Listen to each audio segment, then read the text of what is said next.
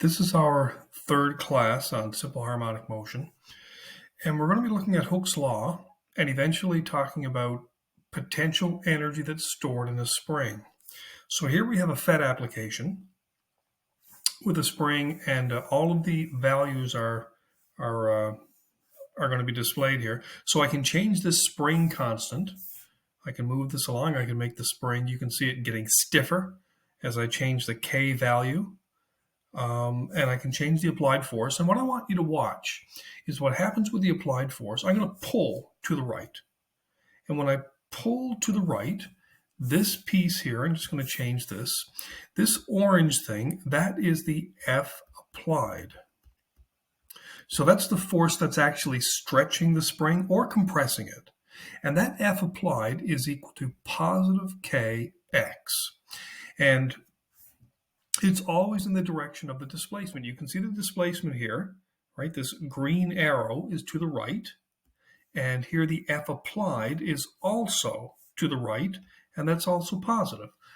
So both of them have the same sign.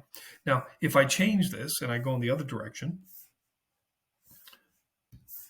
I can push inwards. Now what's going to happen is that the displacement is to the left and the applied force is to the left. They always agree with each other. So the applied force and the displacement are always the same sign. If it's to the right, we would call that positive, and if it's to the left, we'd call that negative. Now, over on the other side, this is the Newton's third law response of the spring. And it's 100 newtons, but it is in the opposite direction from the X. So this is what you see right here. This is the X equals, and you can see the value right there. And this piece right here, that is the F of the spring itself. And that's equal to negative Kx. It's in the opposite direction of the displacement. And so this is the Hooke's law force. If this join right here were to snap off, this spring would accelerate backwards to the left because of the spring force. Right now, the two forces are in balance. We have the applied force and we have the spring force. And I don't know if you remember when we were talking about the force of static friction. When you push, the applied force is in one direction, and the force of static friction is always equal to it, and it is in the opposite direction. So this is the same phenomenon we have going on here. The applied force creates an equal and opposite reaction in the other direction. So minus Kx for the spring force and positive Kx for the applied force, because it always acts in the opposite direction.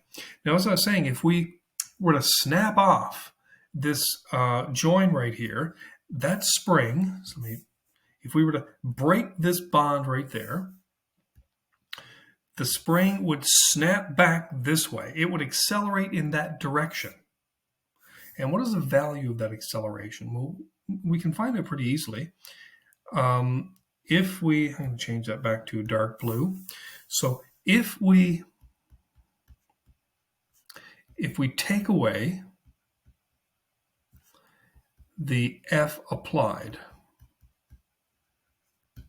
then the F of the spring will cause an acceleration. And if you attach a mass to this spring, like if you were to stick some kind of mass on right here, that spring would accelerate that mass backwards in the opposite direction from which it was stretched or compressed. It causes an acceleration. Well, the net force on, like if you were to stick some mass on the end of that spring, and so there's your mass, and there's the net force that's on it, and here this F is equal to minus Kx. And we know that the force, remember, is equal to mass times acceleration. So that means mass times acceleration will be minus K over X. And then if we rearrange this, we get an equation for the acceleration, minus Kx over m. And that tells you what the acceleration will be if you know the K, the spring constant, if you know how far that spring is stretched or compressed, that's your X right here. And if you know the mass, this will tell you what the acceleration is at that exact moment in time. But of course, as soon as that spring starts to relax and go back to its equilibrium position, the acceleration will change. So the thing to keep in mind here is that A, this is not constant. So the force is not constant, the acceleration is not constant.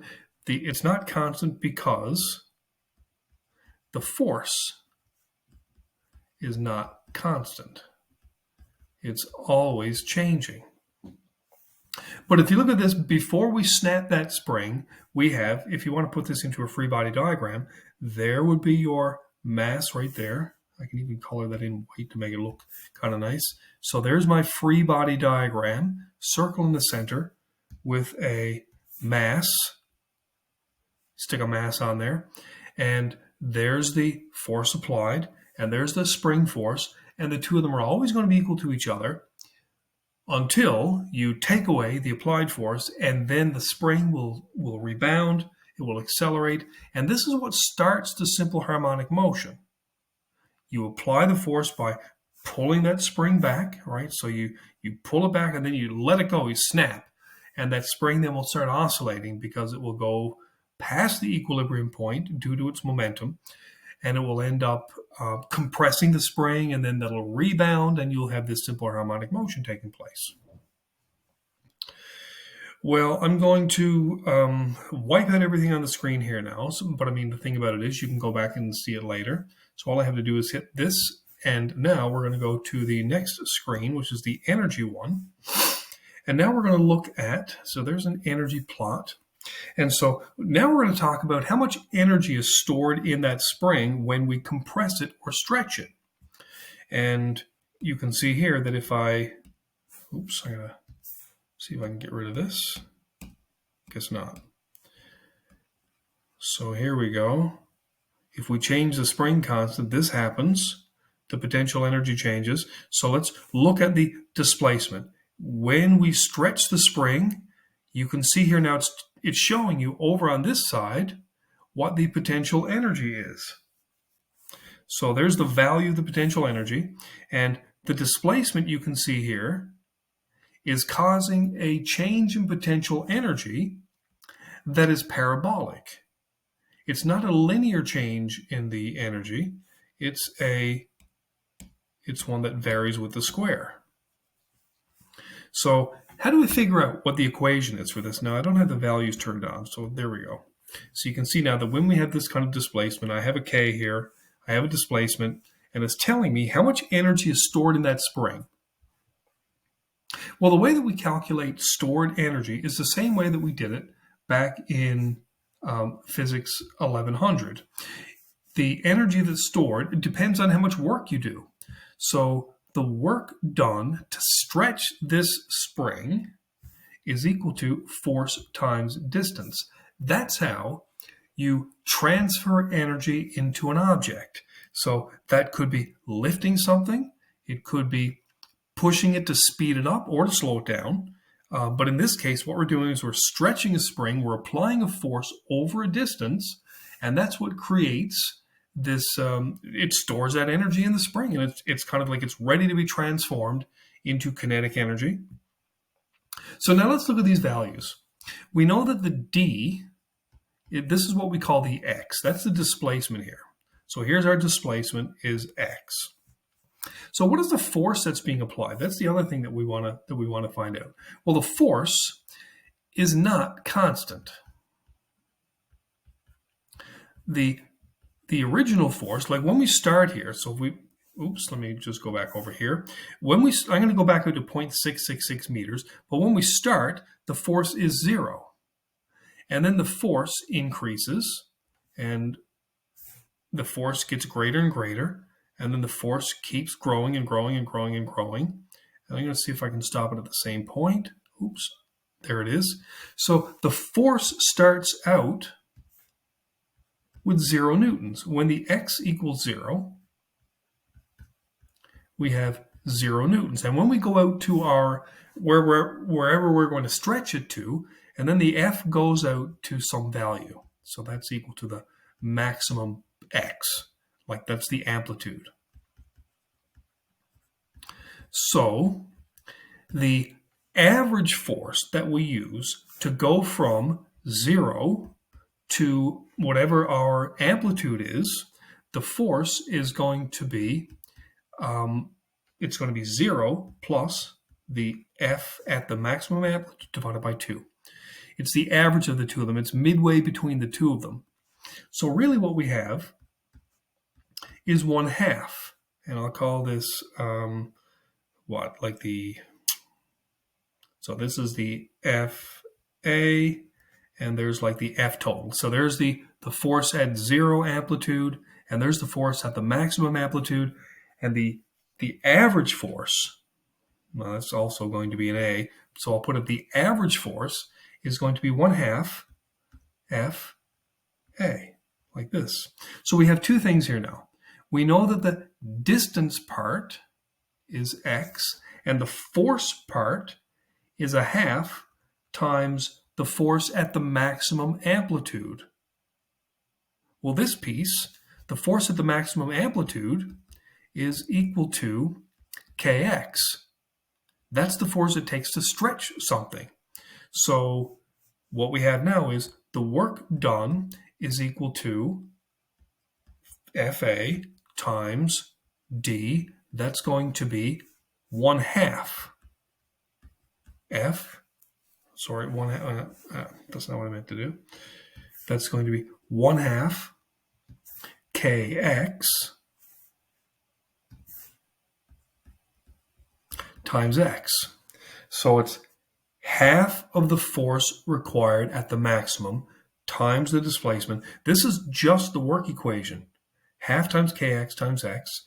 And what that all works out to when you crunch it all together is the work done to stretch a spring is equal to 1/2 kx squared. That is the work done when you stretch a spring or you compress it. And remember, the work done is the energy stored. So the potential energy, that's the same as the work done to stretch it. To stretch or compress, whichever side you're coming from. So the potential energy is equal to 1/2 kx squared. And if we look at this value here, we have an example here set up where the k is equal to 310, the x is equal to 0.666, and that means that the potential energy must equal 1/2 times 310 times 0.666 all squared. And let's see what that is. I got the calculator handy here. I know what's going to happen, but I'm going to type it in anyway. Times 310 times 0.666 squared. And it comes out to be 68.8 joules. 68.8 joules. So that's where this figure comes from. When you stretch or compress a spring, the work done by whoever's doing the stretching or compressing, the work done is 1/2 kx squared. It's just the force times distance equation, but it kind of reduces down to this, 1/2 kx squared. So now, when we set up some kind of system oscillating, that's how much energy was given to it. So here's what we know. When we start a system oscillating,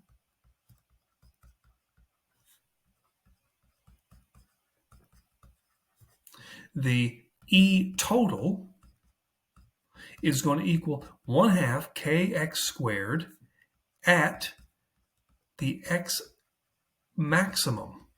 So you pull it out as far as you can, and then you let it go, and that's the total energy in there. That's how much work you did, and then that remains constant. So then, if there's no friction, which is how we start these things off, if there's no friction, the E total never changes. And in fact, all that happens is it just cycles between stored energy at the two extremes and then kinetic energy as it crosses the equilibrium point, and it just cycles back and forth like you're dealing with a roller coaster.